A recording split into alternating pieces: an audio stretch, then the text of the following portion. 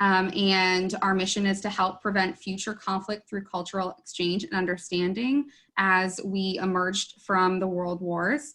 As a partner in a global network, AFS-USA offers international exchange and education opportunities in about 45 countries, and we host exchange students from about 90 countries. And I know there's a lot of volunteers on this call. We're happy that you could join us. And you already know that our work is made possible through volunteers worldwide, over 4,000 in the US and about 50,000 globally. So that's a great number that we always love to share. And I wanted to introduce you to your moderator, who will be running the conversation with our guest speaker. So Francesco Tronci is currently Senior Vice President at a leading ESG responsible private equity group in Europe. So prior to that, he worked on Wall Street for a pharmaceutical company and as a strategic consultant. He's passionate about technology and impact, and Francesco holds an MBA from the Harvard Business School, as well as a master's in engineering. So for over a decade, he's been serving as an advisor or officer of several nonprofits, those operating across the US, Europe, and Africa, and focused on education and entrepreneurship. So we're very lucky to have him. Francesco holds an Italian and US high school diploma attained during his AFS year in Texas. And he's an AFS USA Young Ambassador, and that group was established in 2017. If you're not sure what a Young Ambassador is, I point you in the direction of our website, but this program is geared as a way to engage alumni who are 40 years old and under, and that gives them an opportunity to continue their AFS journey to the benefit of themselves and others. So you are welcome to learn more about the program, and I'm sure Francesco would also be happy to speak on that. But without further ado, I'm going to turn it over to him to start our conversation. Thank you very much, Julie. And first of all, thank you for organizing this, and thank you also to Minela, Luisa, and all the other volunteers from AFS or staff of AFS that helped set this up. For me, it's a pleasure as a returnee to be involved. Of course, some people volunteer their time as a returnee.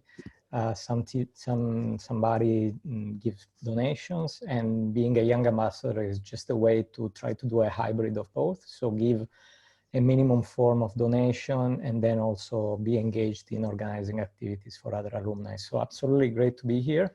And when we were organizing this series, and I had to think about some potential speakers to involve, Mandeep was top of mind for a couple of reasons. One is we've known each other for over 10 years now, because we met when I was studying for my MBA at Harvard, and she was doing essentially a one-year exchange at Harvard and MIT.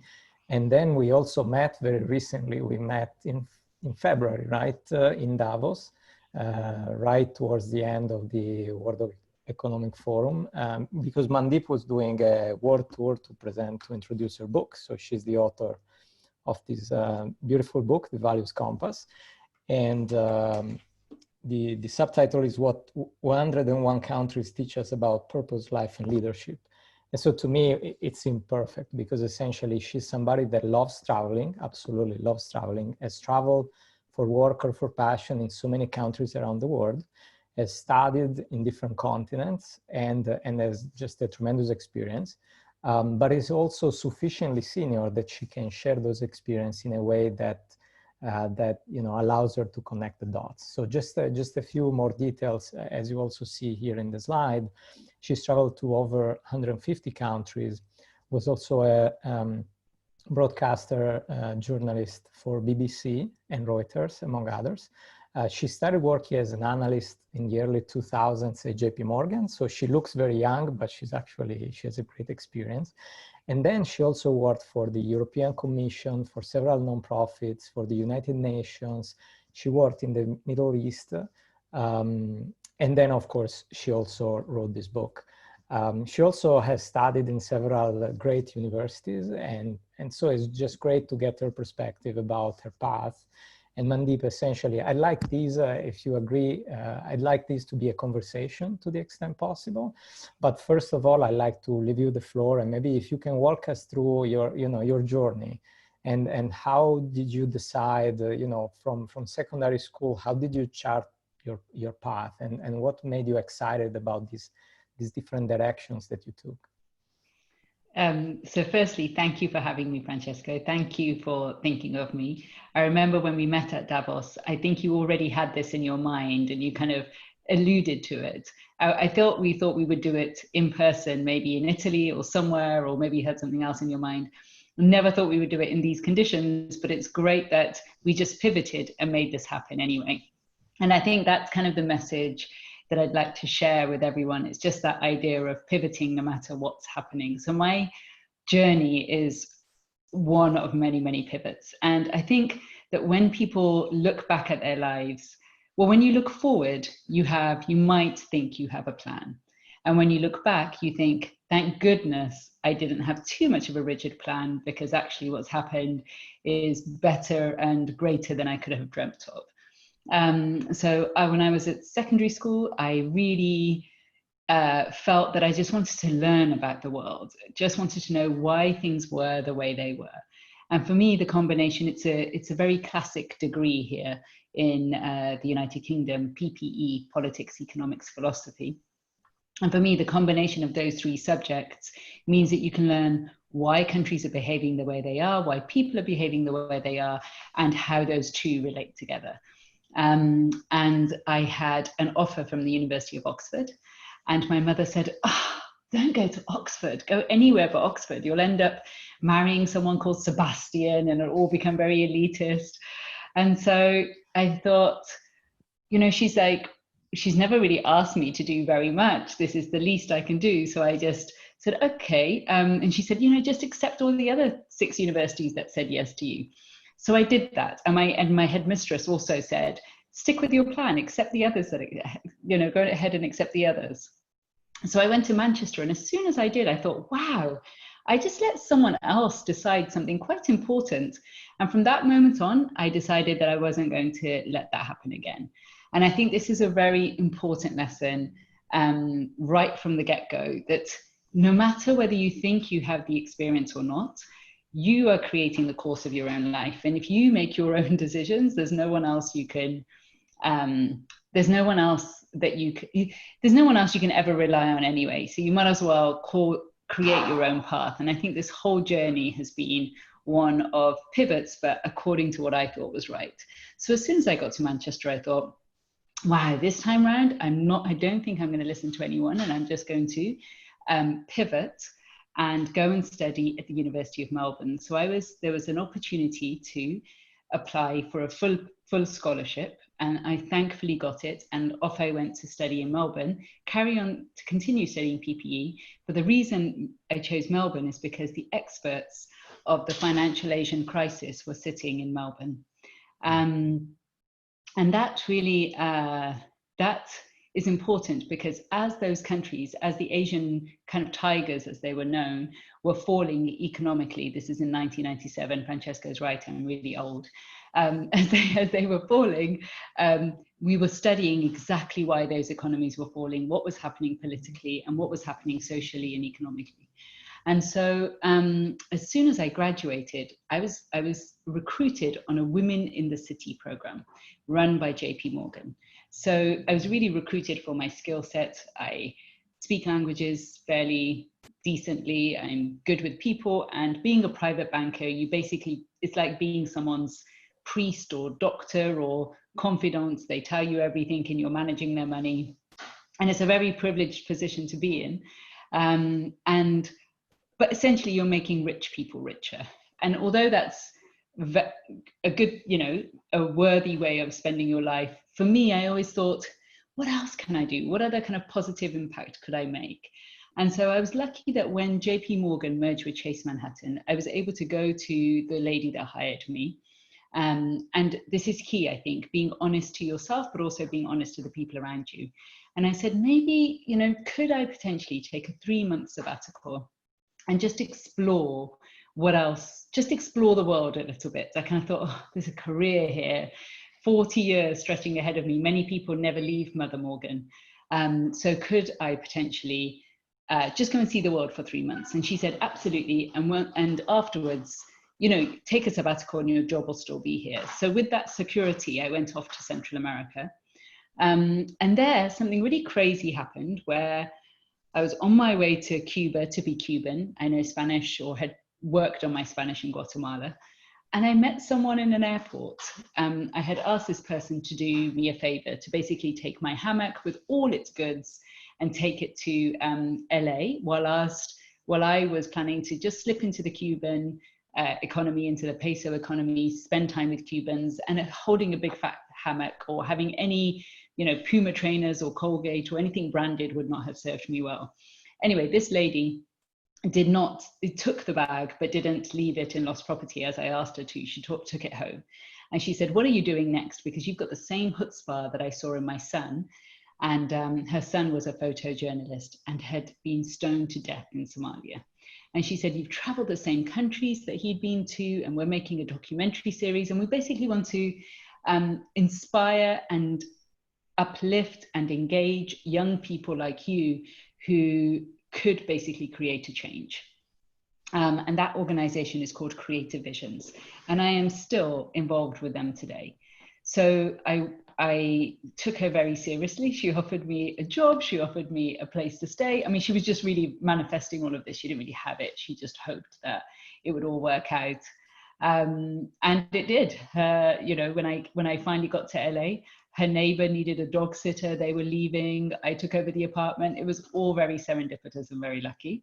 But in the back of my mind, I kept thinking, oh no, I better go back to London one day. I mean, I know I'm going to parties with Whoopi Goldberg and Mariah Carey and Brad Pitt's in her living room sometimes, but this is just not the real world. Surely I need to become an accountant at Arthur Andersen, or, you know, at that time it was really like you had this kind of weight on you to be quite serious and form a proper career. And she kept saying to me, look, media and journalism is as much a career as anything else. And I said, no, maybe if you work for the BBC, that's serious. But sitting here in LA, this is really not serious. So she and that was that in hindsight, know that whatever you're doing is just as valid as anything else. Of course, LA is just as valid as the BBC in London. So, but at that time I thought, I need to kind of cut my teeth. And if I'm going to be a journalist, I need to go and learn and do it properly.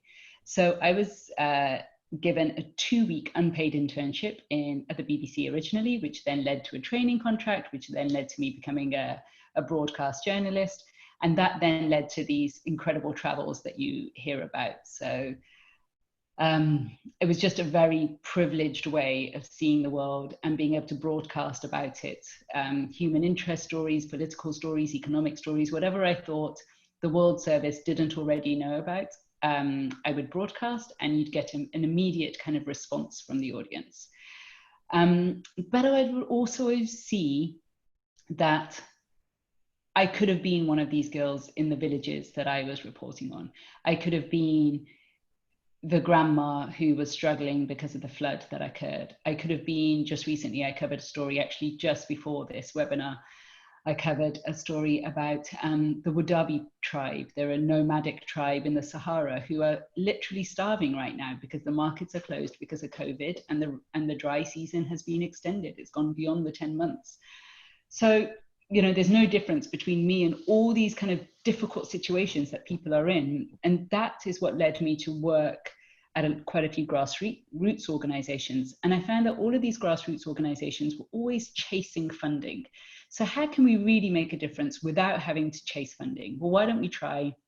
I went and got a master's from the LSE and then went on to work for the UN and the EU, because I thought these huge organizations surely are not chasing funding, are able to make a difference.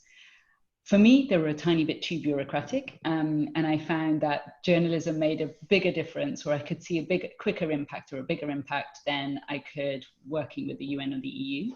Might be different for other people. But one place I really saw people that made a difference was also business.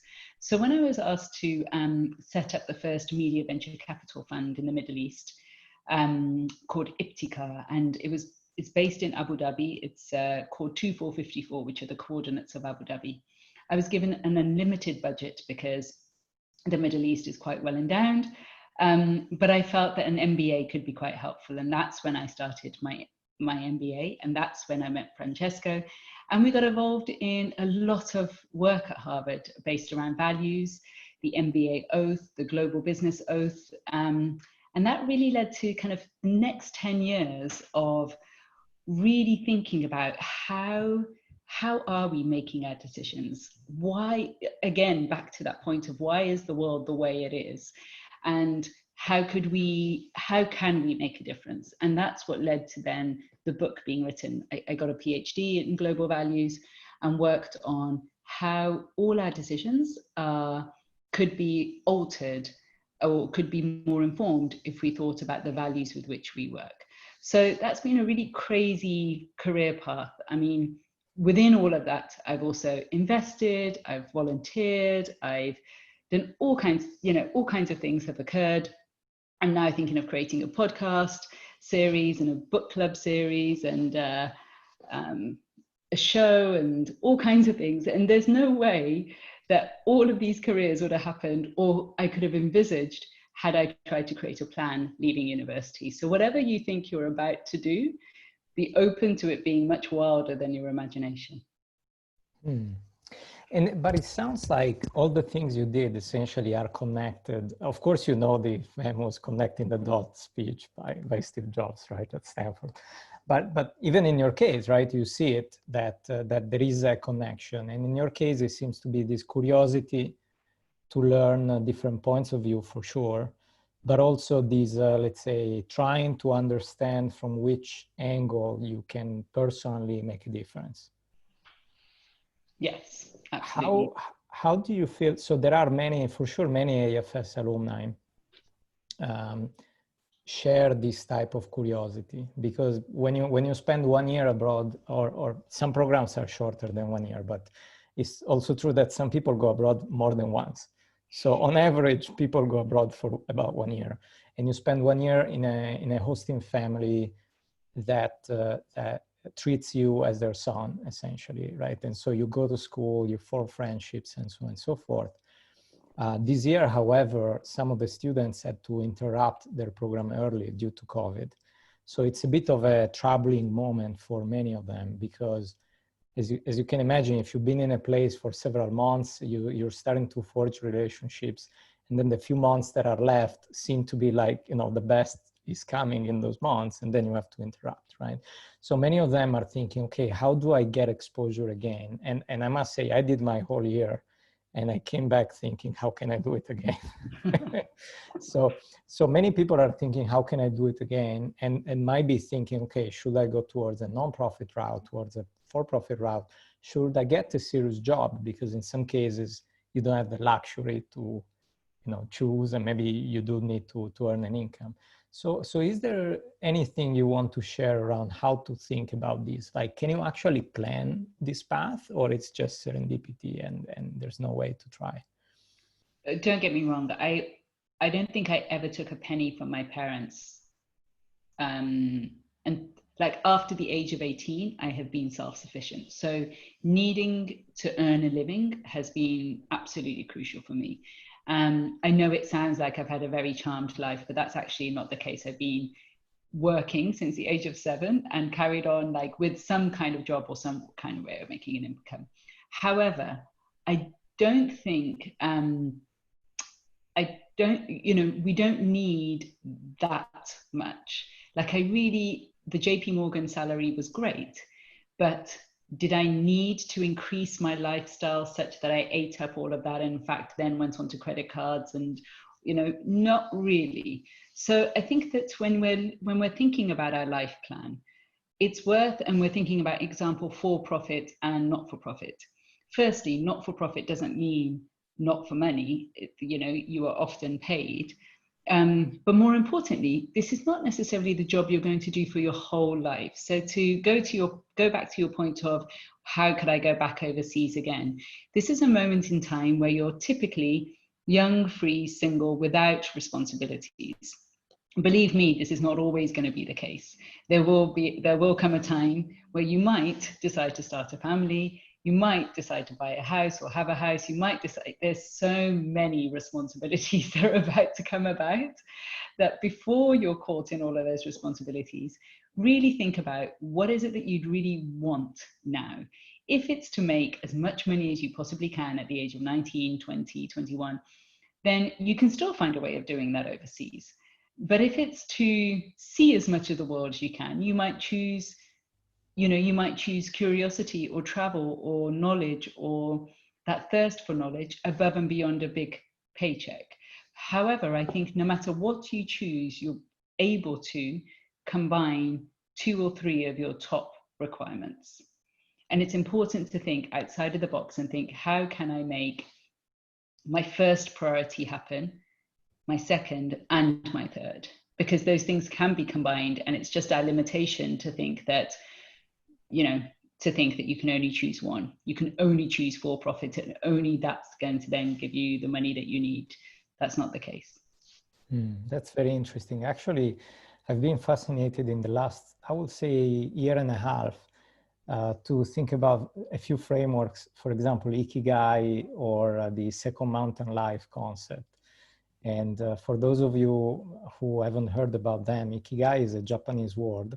You can Google it. Actually, I'll type it in the chat, so then later on you can Google it. But it's a beautiful concept because it helps you think about which things lie at the intersection between what you can do and what the world wants to pay you to do, but also what you like to do and what the world needs. And sometimes you find certain intersections with your career, your mission, or sometimes you can have a career and then you can be a volunteer, or you can try to complement in other ways to try to satisfy all those needs that you see both for yourself and the world.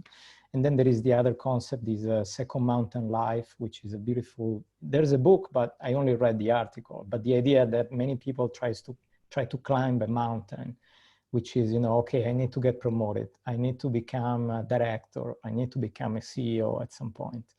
And then when they get it, they get on top of this mountain and then they're like, wait, I thought I was gonna be happy now, but actually I'm not. And they realize that they've been chasing what society expected them to chase. But actually what they really want is up on another mountain. And so sometimes they have to quit that mountain and move to a second one. And it seems to me, it's interesting that while you were starting to climb the first one and you were at JP Morgan, you sort of said, no, hold on, maybe there's another mountain that I want to climb, and you just went completely another way. How was that based on people you met, and how was that you feeling, no, wait, there must be something more, let me take a break and travel and try to figure it out? I think that it's interesting you call it the second mountain, because I think in our lifetime, there will be about 10, 12 mountains. We're going to have portfolio careers, right? We're going to be able to do quite a bit. And whether we want to work until we're 80 or not, it's not going to come out of a need. We don't need to work, but we're going to want to be involved in things and do things forever, for our lifespan, and we're going to live longer than our parents and our grandparents, and therefore we're going to carry on working. So that's why I say there's going to be many mountains. And I think knowing that, to take a short-term view, to think that, oh, if I leave JP Morgan now, I'm never going to be able to take a corporate career. Well, that just isn't and wasn't true. Yes, I kept the door open by taking a sabbatical. Like, I tried to be as smart as I could about it. But more importantly, I then went on to run a VC firm. I haven't told you about several other jobs that I did in the interim, like straight after graduate school, our MBA. I went to work for a kind of the expert of experts, a company called GLG, because they bought or were interested in a business idea that I created a business school called the Mastermind Club, like in the entrepreneurial summer school period. So there was, to think that you have to stick in a corporate career your whole life, because otherwise you'll be kind of not valued if you step out for a bit, just isn't true. So now I'm talking to, you can see on my book, I've been endorsed by MasterCard and Unilever and PwC, etc. And I'm being invited by all of them to either work there or consult there or speak there or be engaged. So I think that the interplay between different industries or different profit and not-for-profit, all of this is much greater than we imagine. Sitting on boards, for example, very lucrative and very few hours. So we can think about, we can really expand our minds and think, how can we add value? And there's lots of different ways of adding value. It doesn't have to be the traditional climb that one mountain viewpoint. And in fact, to your connecting the dots point, the more I think, I'm not saying you have to become a generalist, not at all, but the more you're able to truly enjoy what you're doing, the more you'll excel, and the more people will notice that, and the more they'll, allow you to cross over and connect the dots in their space, just like you've asked me to speak here. No, thank you for that. And actually, since you mentioned it, yeah, I saw that on the back of the book, you have quotes from some Harvard professors, Dan Shapiro, David Gergen. You have Paul Polman, the former CEO of Unilever.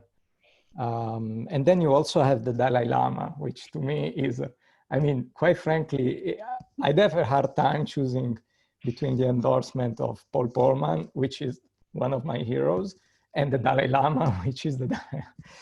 So he said, the values compass takes us into the hearts, minds, and traditions of the cultures and people of the world.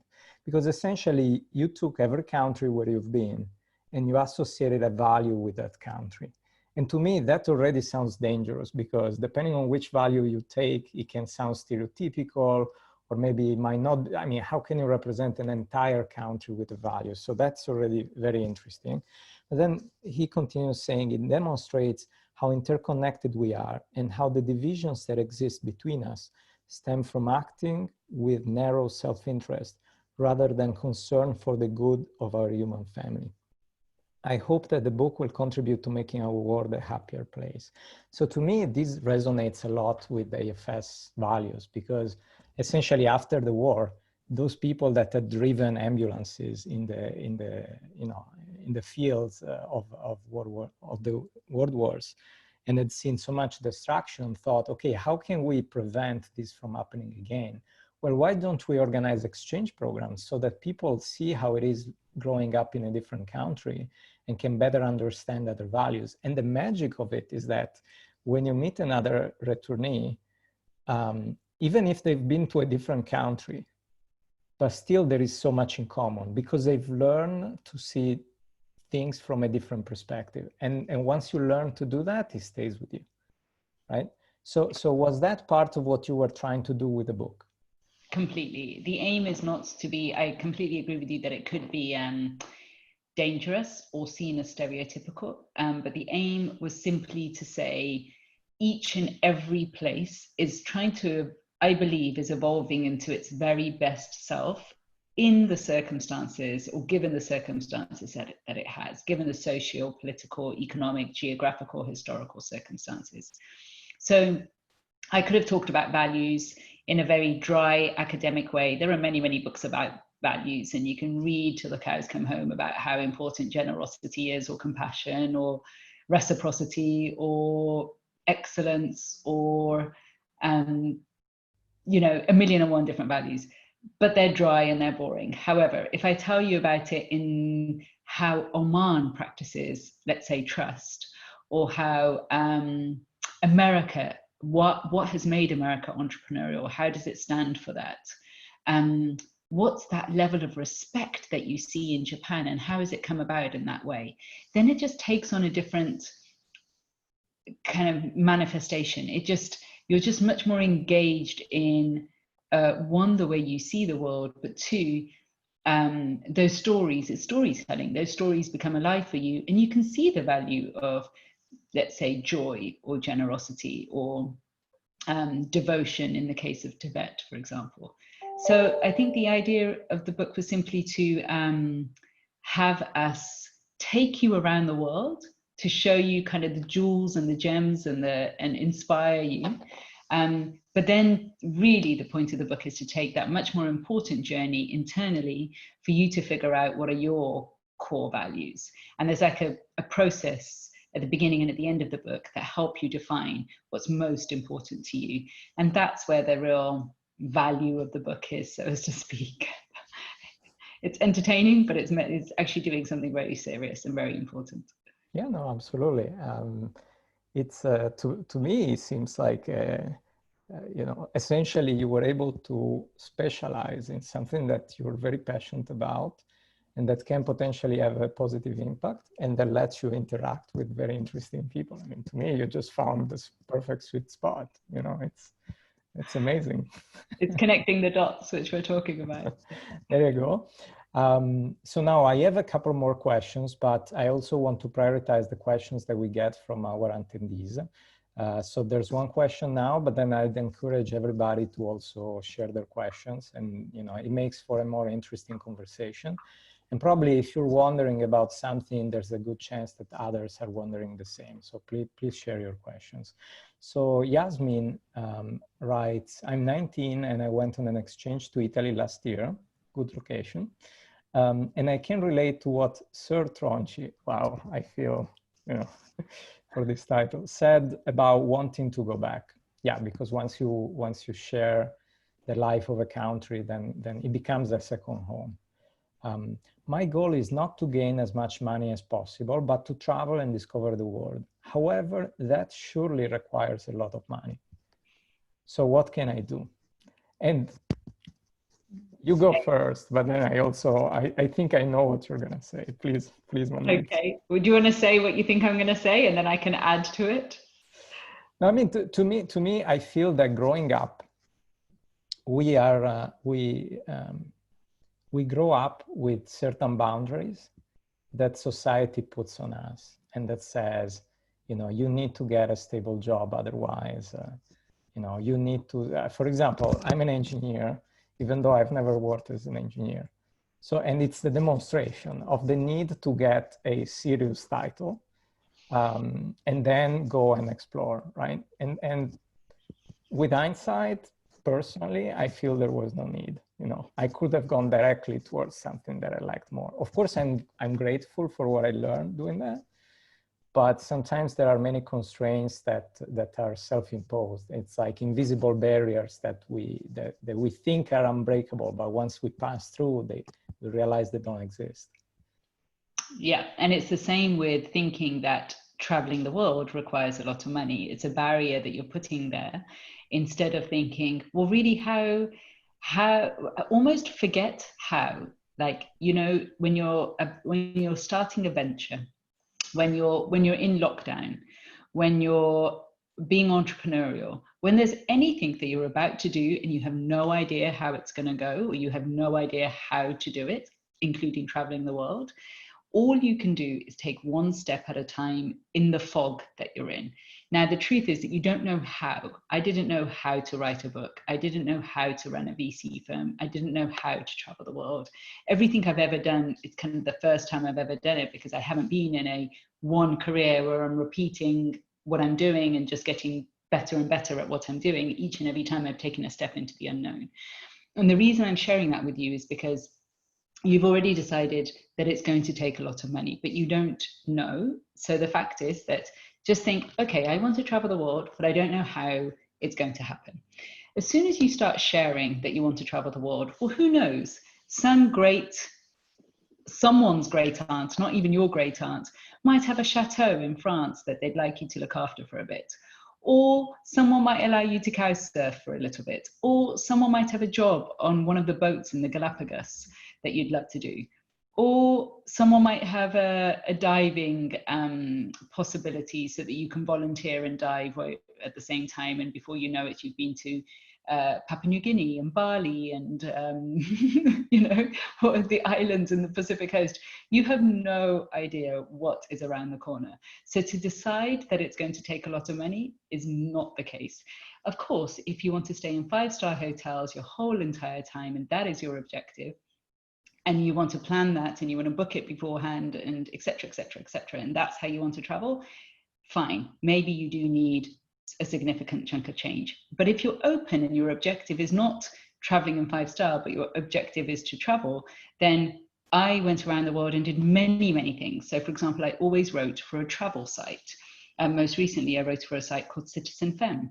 People see that you're writing about travel. People will then say, well, why don't you come and review my hotel? So I've stayed in some luxurious places, but never with a, with a heavy wallet, or never intending to have a heavy wallet. So there are many ways of doing the exact same thing. And this is with anything in your life. You're never going to know how to do it. But if you have the intention that you want to do whatever it is you want to do, just sharing that intention will bring up a myriad of possibilities and opportunities. It's called enrolling. You just enroll people in what you want to do. True. And for sure, though, you also need to be open to having a circle around you, maybe from different backgrounds and different places, so that when you do share your intention, the right connection can come from unexpected directions, right? Yes, but we have Zoom and webinars, right? And you have this forum that you've just created, which is exactly that. So you're already surrounded by those like-minded people. You have created that wonderful forum already. Yeah. And by the way, last week's webinar, I don't know if the recording is available, but last week's webinar was exactly on this topic. So the speaker from last week was somebody who has traveled the world through a bunch of different scholarships. And she thought it was impossible, and she just applied and she started getting them. So if you don't apply, you never know. So there's a scholarship route, there's the different work route, there's the remote working route. I was dating a girl that was working remotely from Milan for a startup in LA. So I mean, she was just staying in Milan because she likes staying there, but she was working for an American company. So there are opportunities. Of course, right now with the crisis, it's going to be more difficult than it was before. No, I think it's actually even more possible. I mean, travel will require a bit of quarantine for a little bit, but actually remote learning, I've tried all of the 4 or 5 ways you just mentioned. I've tried all of them. And I think remote learning is going to be even more applicable and possible right now. People are leaving London, people are leaving cities, and they're realizing that actually you can do anything from your laptop. Not anything, but nearly. Yeah. No, for sure it's easier to travel now than when I was just returning home. So that's for sure. And something I did in my case is I did take stable jobs. But for example, one of the jobs that I did was I worked as a consultant for BCG. And many people hated the lifestyle because you're always traveling. But in my case, I was loving it because I got to do a project in Florence, a project in Rome, a project in Venice, and so on. And it was just great. And even when I was working on Wall Street, some people were like, oh man, so much traveling. And I was like, oh, great. I have a meeting in Detroit. I've never seen Detroit. Let me go and see it. Or I have a meeting in Chicago. Well, let me fly in the day before so that I can take a little tour downtown and, take the boat along the river and all that stuff. So, I mean, you can try to squeeze in as much as you can. And quite frankly, these years that I've been in Europe, for me, it's been like, every weekend was a checkpoint in a new place in the map, because when you're a student, you don't have a budget. When you're working, time becomes a big constraint. But as soon as you have the weekend or a long weekend, then it just becomes a joy. So depending on personal circumstances, you might or might not be able to get a scholarship right away for college.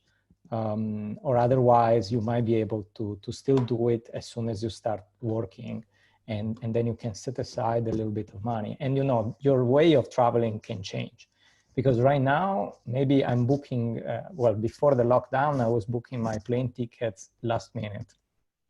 And actually, if you book them last minute, sometimes you get great deals. So I wasn't necessarily paying that much more than if you book them a month in advance. But I wasn't booking it 6 months in advance. When I was a student, I was booking 6 months in advance to try to save.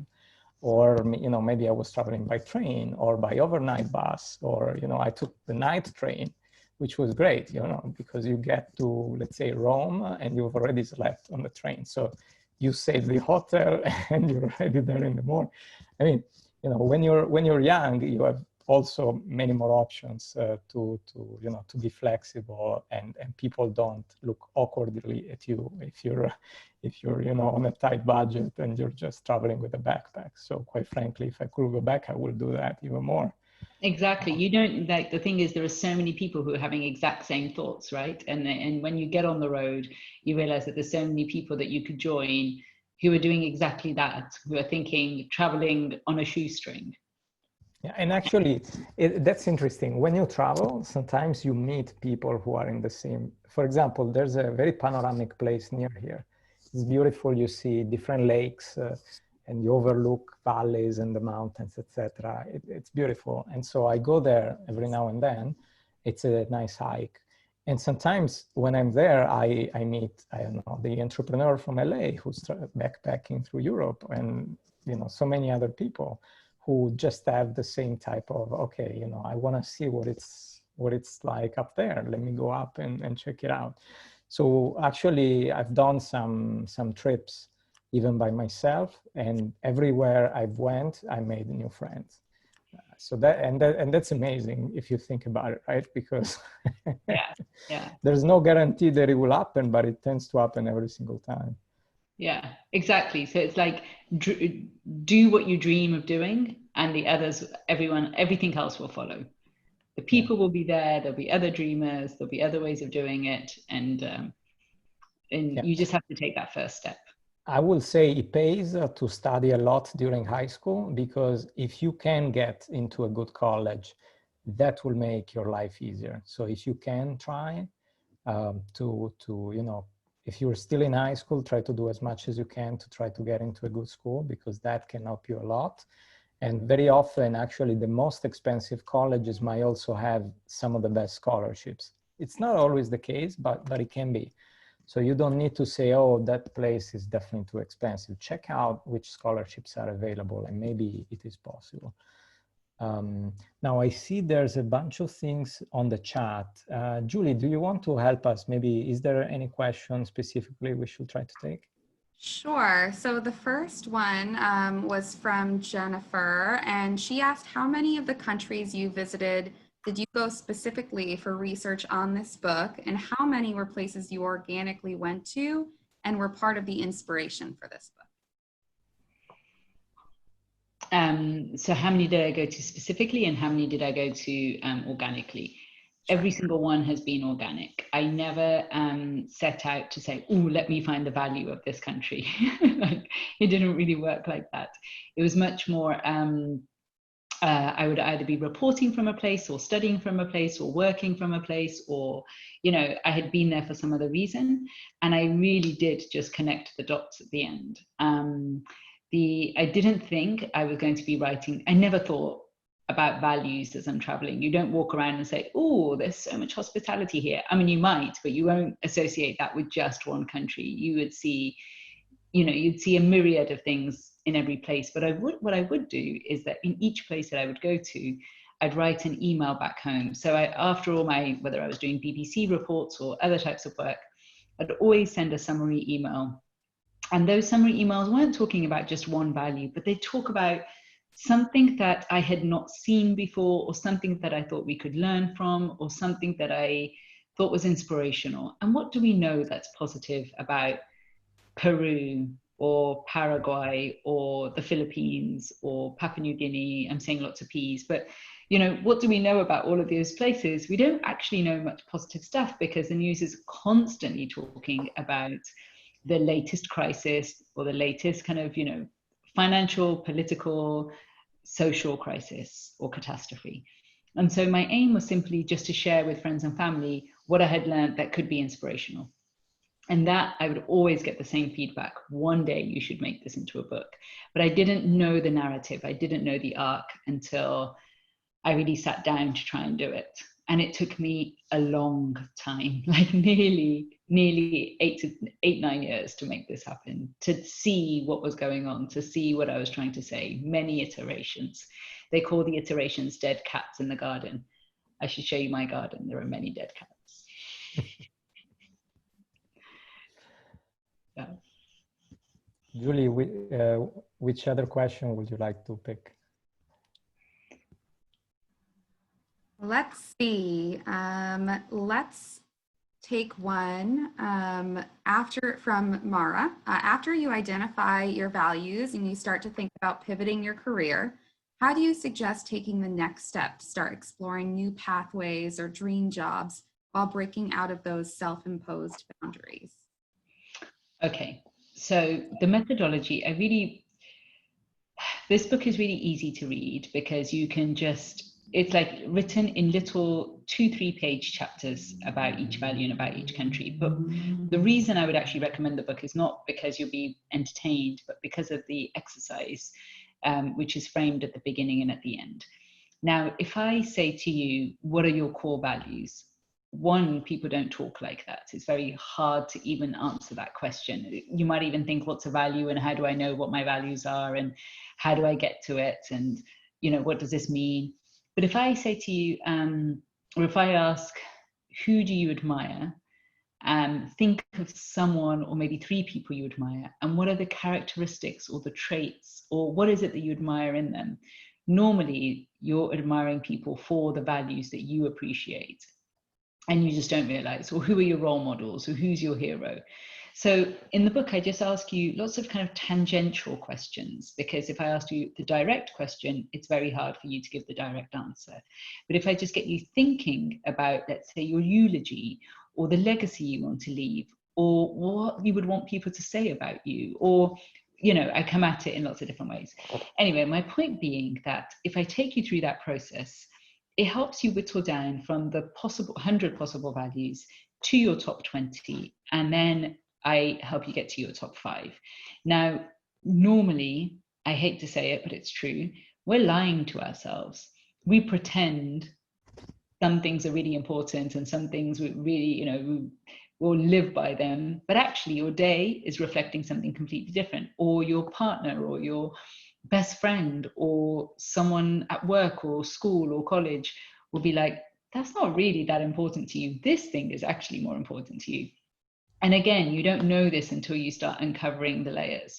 Your values are a combination of your nurture and your nature, like things that are just built in your DNA and things that have happened normally by the time you're 18. So your values are set pretty much, but you just, again, not aware of them until you see when you're kind of confronted with them, they'll be very clear. And so when you get down that, when you're able to kind of go through that psychological process I take you through and you get down to your top 5, the key is then, and what I help you do is prioritize those top 5. Because if you have them all at an equal value, so to speak, if you peg them all or value them all at number 1, again, the decisions you make are exactly the reason you're asking me this question is because you potentially have put 2 or 3 things as equally valuable to you or equally important to you. And so you're like, how do I do this and then do that? And how do I, for example, for many people, the idea of excelling in their career, as well as kind of doing what they really want and leading the lifestyle that they'd really like, or traveling, or meeting like-minded people, or having a fulfillment, for example, they can't see how to marry those things. And they've thought both things are equally important, but they're not. If I were to really push you, and the book does, it really pushes you, you'll see that one thing is more important to you than another. And it has to be, because if things are always at, if you're pegging things always at an equal pegging, there's always this push-pull, and you're kind of stagnant. But as soon as you prioritize, and really I help you prioritize from 1 to 5, as soon as you make that priority list and you've got a number 1, that sorts out, it's like a prism or a funnel or a focus point. It kind of helps you clear all the rest of the things out of the way. So you're not interested in the other 96. But more importantly, you know that even number 5 is number 5 for a reason. And if you focus on number 1, how you spend your day, what choices you make, like the micro decisions are what makes your day, your week, your month, your year. So if you decide, for example, right now, the world has decided that health is its number 1 value, that in order to prevent, the virus spreading any further, that we are going to take drastic measures. And the whole world in unison decided that they were going to take those drastic measures. Now, if you had decided that health is your number one priority, then you might also invest in exercising. You might also think about how you eat. You might also think about, several things in order to make sure that health is kind of paramount. And certainly the way you spend your morning might be quite different. You might actually, first thing in the morning, go for a run or move your body or whatever. How you eat will change. How you spend your time that whole day will change, not because you're always thinking about your health, but because you've made health number one. And it really just takes that choice. And before you know it, you could actually run a marathon, or you've done the training, or you've put one foot in front of the other. So any goal you have, it's not insurmountable if you make that your number one. And that's really the process. The process, or the tip I would give you, that's the hack. Mandeep, there was another question which I think you're best positioned to answer. So what thoughts do you give in the book, or can you share now, that apply to those of us participants with life partners and or children? We aren't single anymore, so what applies to us? And that's a question from Dawn. Okay, so firstly, I'm exactly in the same position where I have 2 children. The reason I'm doing this from my kitchen is because my children had a piano lesson in the study. So I completely empathize. I also, but is the question, we're not single anymore, so how do we travel? Or what's the actual question? We're not single anymore, so...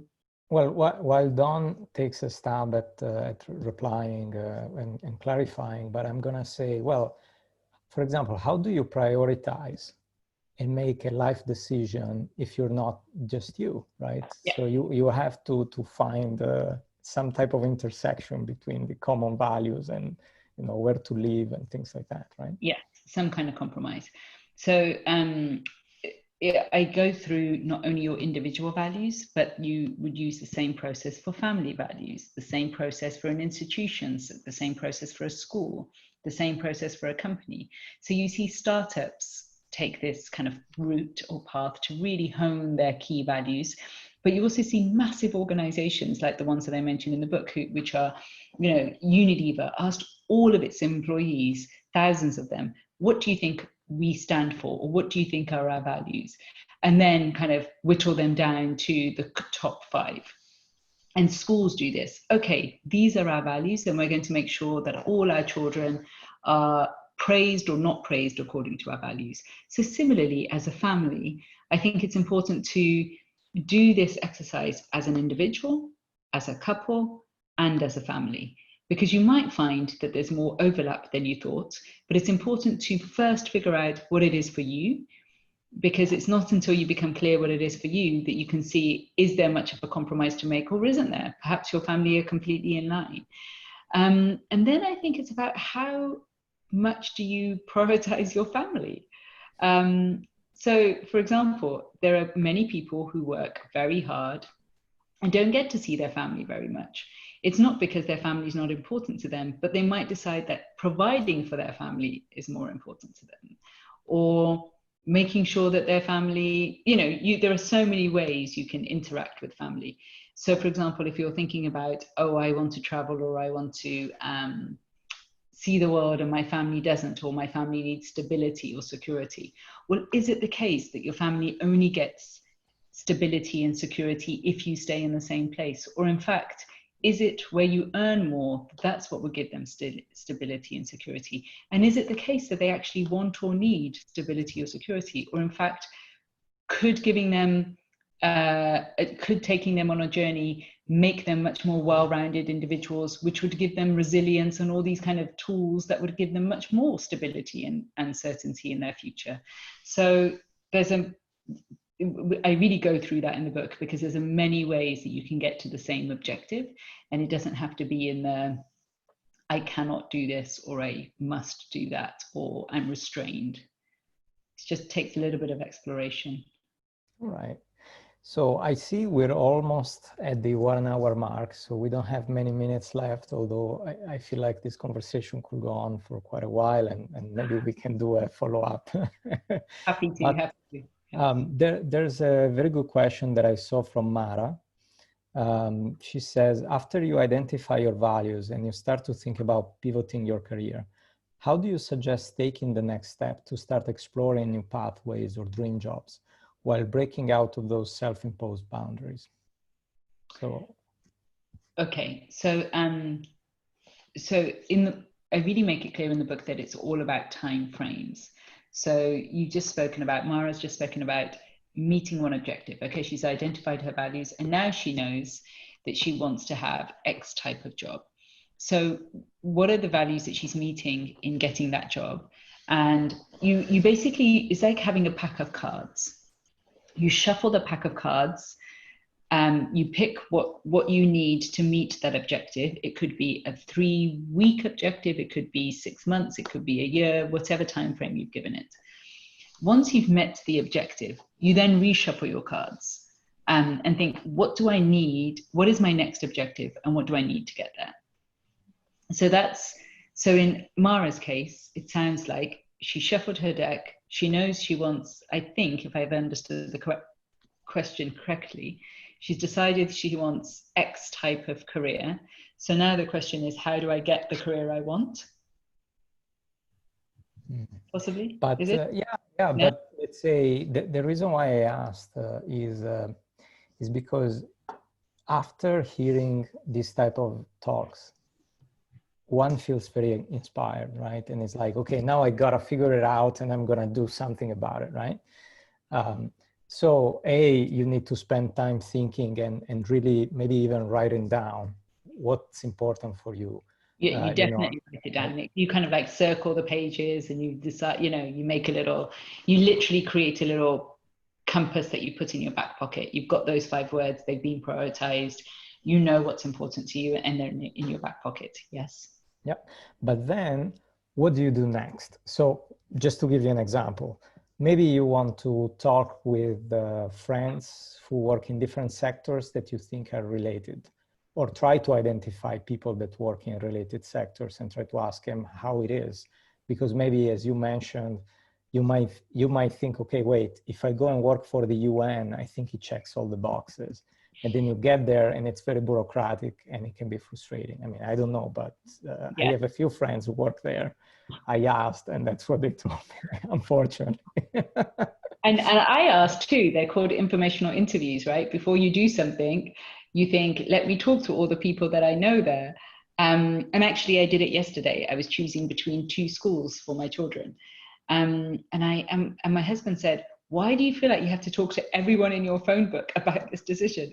And I said, because unless you get as much information as you can get, of course you use the internet, you get information in the traditional ways, but unless you talk to people who are living that reality every day, you don't know. So yesterday I found out that if I'd gone to one of the schools, I would have had a 3-hour commute, 1.5 hours either way. If I'd asked people at the UN, is this meeting your objective of solving those grassroots solutions, they'll probably say, no, we're very far away from the grassroots. So yes, informational interviews, crucial. I agree. Yeah. No, I remember when I was recruiting for my first full-time job, a large company flew me to one of their plants because they were looking for an engineer to work with the director of the plant. So it was actually a pretty good role. And they gave me the opportunity to have conversation. I mean, they were interviewing me, but I was also interviewing them in a sense, right?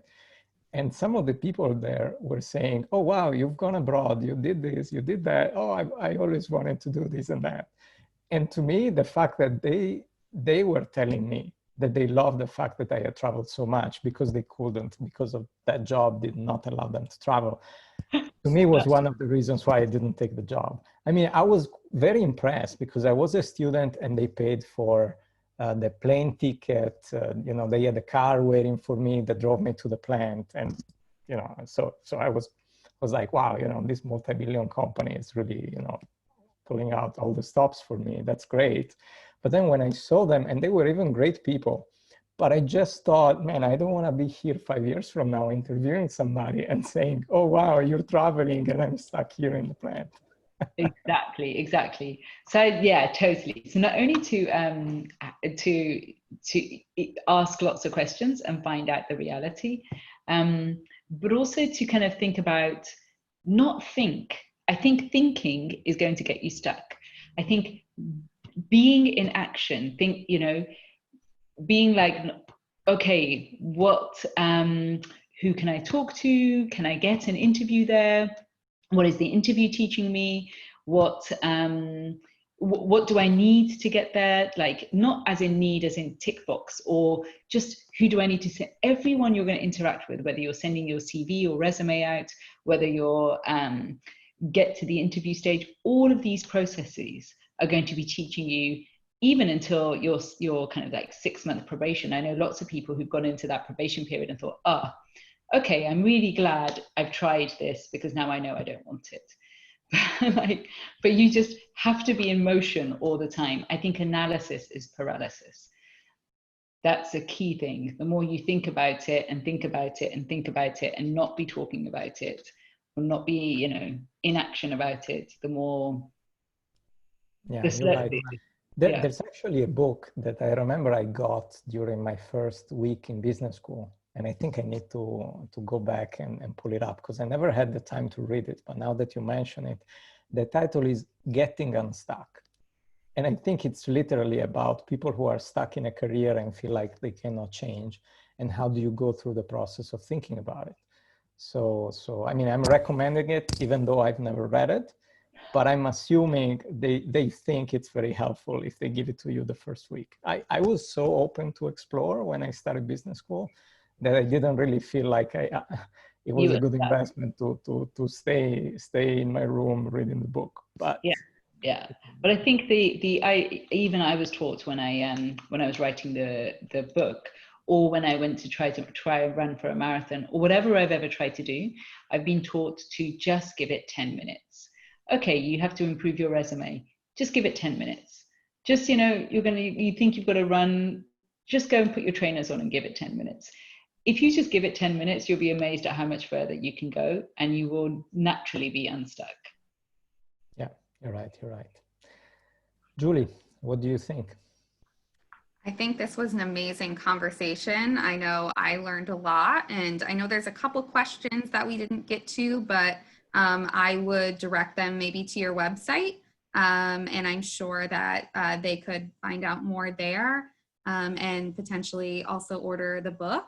And I'll also be sending out these slides and the recording to everyone who registered, and I'll include that website link as well. So I think we're gonna wrap up, and I just wanna thank Francesco and Mandeep for being with us today.